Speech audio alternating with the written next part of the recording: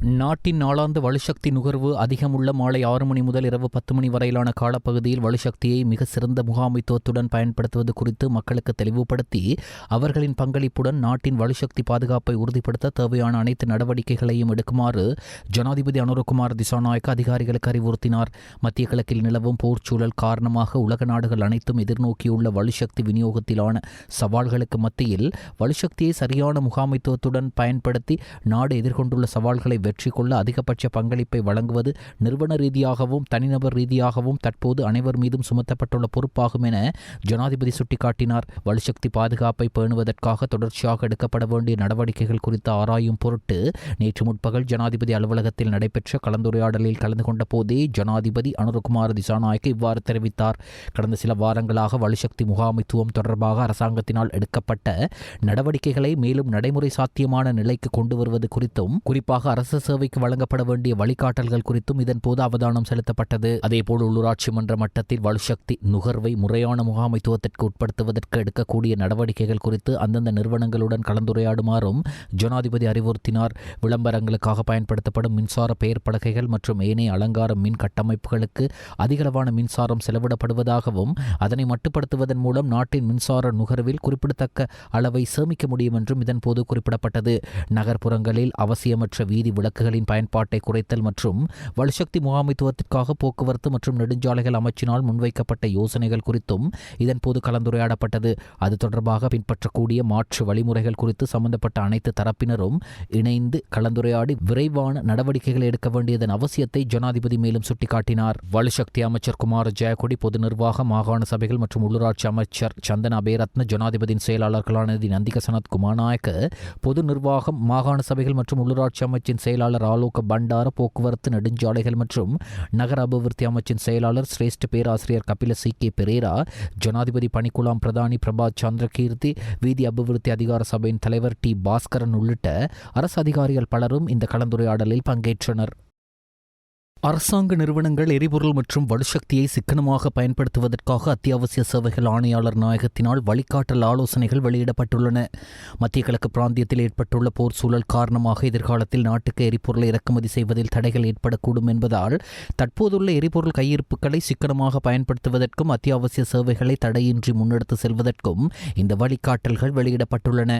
அத்தியாவசிய சேவைகள் ஆணையாளர் நாயகத்தினால் அனைத்து அமைச்சின் செயலாளர்கள், மாகாண பிரதம செயலாளர்கள், மாவட்ட செயலாளர்கள் மற்றும் அனைத்து அரசியலமைப்பு சார்ந்த நிறுவனங்களின் தலைவர்களுக்கும் இந்த வழிகாட்டல் ஆலோசனைகள் நேற்று அனுப்பி வைக்கப்பட்டுள்ளன. இதன் ஊடாக அரசு அலுவலகங்களின் பணியாளர் போக்குவரத்து மற்றும் எரிபொருள் முகாமைத்துவத்திற்காக அரசு நிறுவனங்கள் மேற்கொள்ள வேண்டிய நடவடிக்கைகள் குறித்து இதில் விரிவாக அறிவிக்கப்பட்டுள்ளது.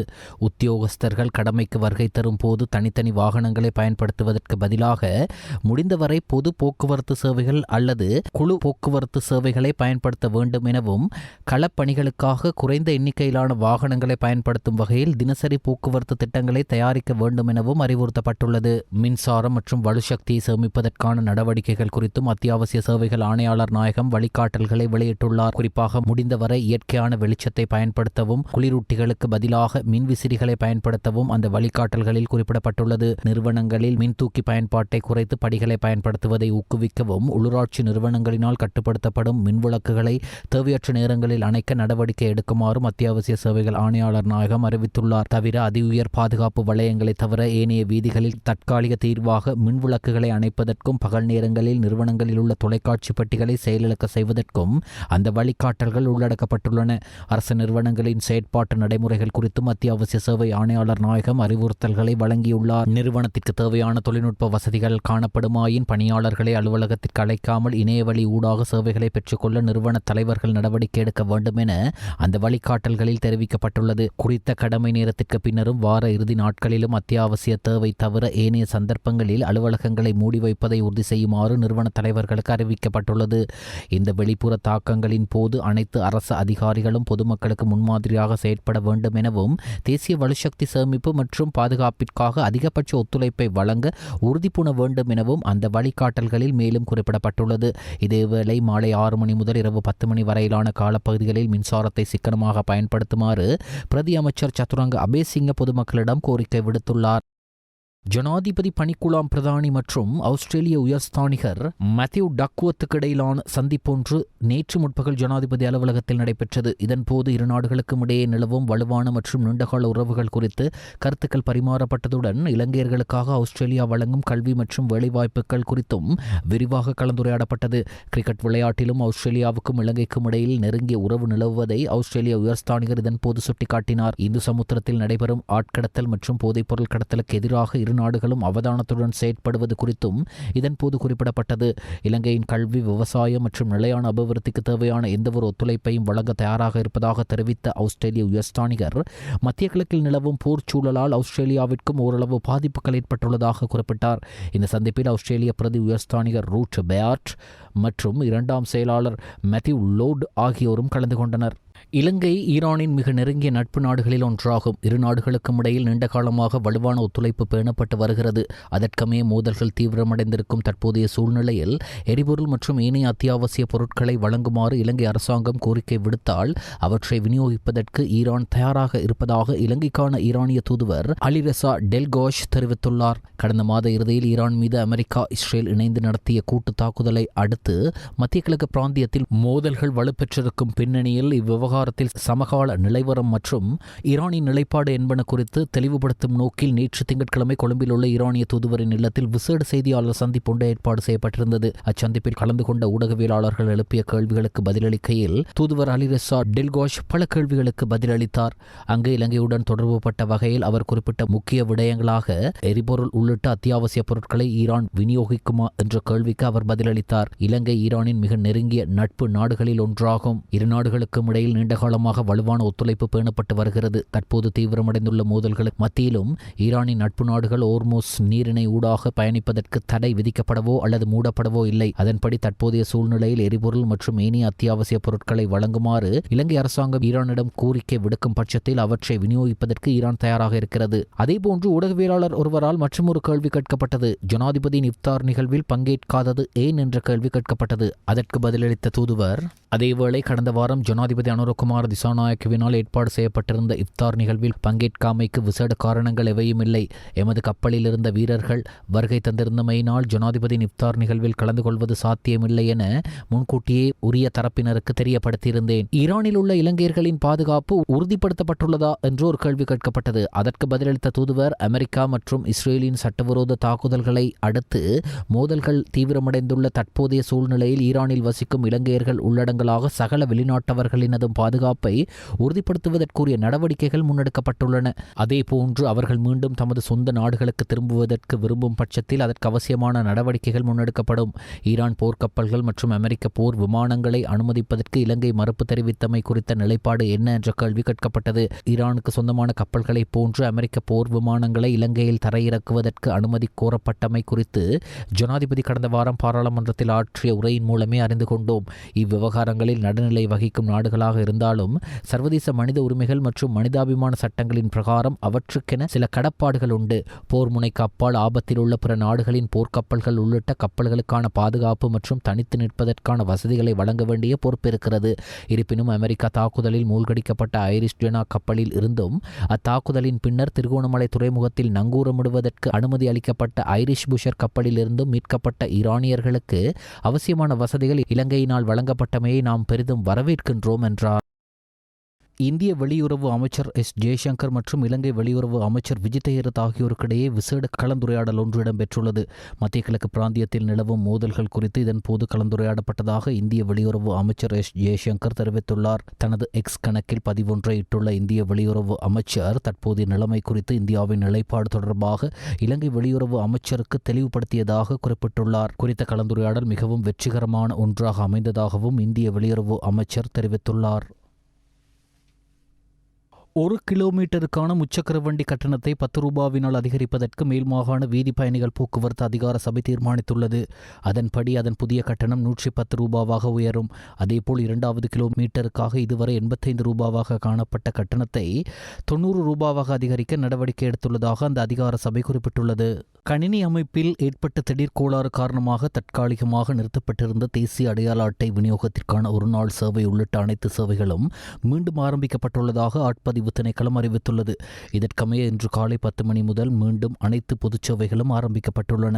நேற்று ஏற்பட்ட இந்த கணினி அமைப்பு கோளாறு காரணமாக இன்றைய தினம் பொது சேவைகளை பெற்றுக்கொள்ளும் நடவடிக்கைகளை தற்காலிகமாக நிறுத்தி ஆட்பதிவு திணைக்களம் நடவடிக்கை எடுத்திருந்தது. இவ்வாறானதொரு பின்னணியில் இன்று காலை முதல் பெருமளவில் மக்கள் திணைக்கள வளாகத்தில் திரண்டிருந்ததோடு அங்கு ஒருவித பதற்றமான சூழ்நிலையும் நிலவியது. கோவள கழுபோவில பிரதேசத்தில் உள்ள வீடொன்றின் அறைக்குள் வெளிநாட்டு பெண் ஒருவர் கூர்மையான ஆயுதத்தால் தாக்கப்பட்டு கொலை செய்யப்பட்டுள்ளார். இவ்வாறு கொலை செய்யப்பட்டவர் 26 வயதுடைய சீன நாட்டு பெண் என அடையாளம் காணப்பட்டுள்ளார். குறித்த பெண் கோவள கழுபோவில பகுதியில் உள்ள வீடொன்றில் வசித்து வந்துள்ளதோடு அவரது முன்னாள் சீன காதலனாலேயே இந்த கொலை இடம்பெற்றுள்ளதாக முதற்கட்ட விசாரணைகளில் தெரிய வந்துள்ளது.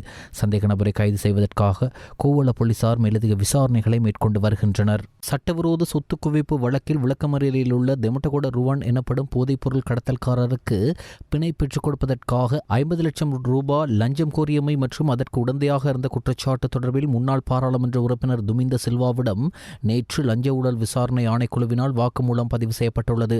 மரண தண்டனை விதிக்கப்பட்டு தற்போது சிறையில் உள்ள முன்னாள் பாராளுமன்ற உறுப்பினரும் வீடமைப்பு அதிகார சபையின் முன்னாள் தலைவருமான துமிந்த சில்வாவிடம் வாக்குமூலம் ஒன்றை பதிவு செய்ய கொழும்பு நீதிவான் நீதிமன்றம் வழங்கிய அனுமதிக்கு அமைய இந்த நடவடிக்கை முன்னெடுக்கப்பட்டது. அதற்கமைய நேற்று காலை 10 மணிக்கு சிறைச்சாலை அதிகாரிகளால் துமிந்த சில்வா மலலசேகர மாவட்ட கொழும்பு 7 அமைந்துள்ள லஞ்ச ஊழல் விசாரணை ஆணைக்குழுவுக்கு அழைத்து வரப்பட்டார்.